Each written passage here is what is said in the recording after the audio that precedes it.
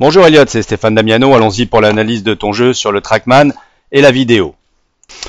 On avait un fer 7, on voit qu'avec ton fer 7 tes balles sont souvent à gauche, hein. Là encore pas trop, mais tu m'as dit quand même qu'avec tes fers c'était très souvent à gauche à partir du fer 7, puis qu'ensuite ça sliceait sur les plus longs clubs, que tu étais moins embêté sur les petits fers.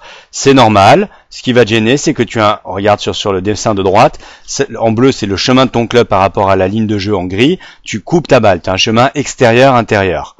Donc selon ta phase de club, si elle est plus ou moins fermée, là en moyenne elle était quand même pas mal fermée, ta balle va rester à gauche, ou bien si elle est un peu moins fermée par rapport au chemin, elle va slicer. Voilà. Et sur les petits clubs, finalement, ça risque de t'aider à avoir un peu des balles coupées qui s'arrêtent vite, ça te gênera moins. On va comprendre avec la vidéo maintenant ce qui se passe.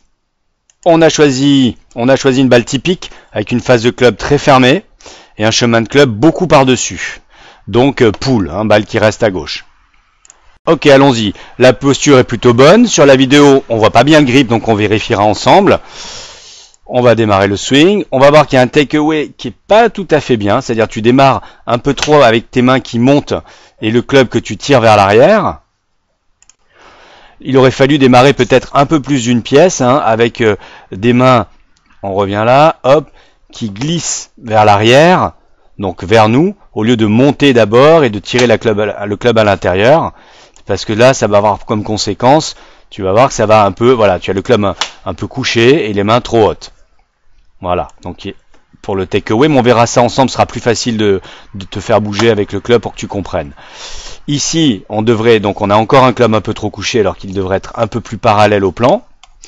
Mais le vrai gros problème, pour faire simple, il va être en haut de ton élan, le club est mal placé.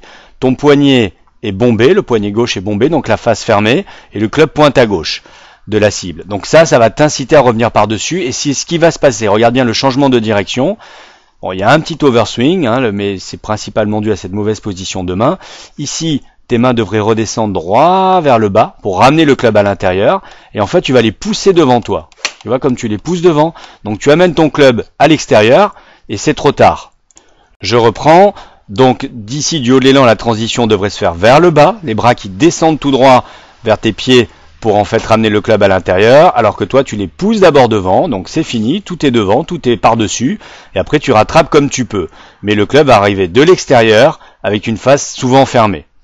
Voilà, donc la vraie erreur principale à travailler tout de suite, c'est la priorité, ça va être, on reprend, ça va être un peu le takeaway, mais je le mettrai en deux.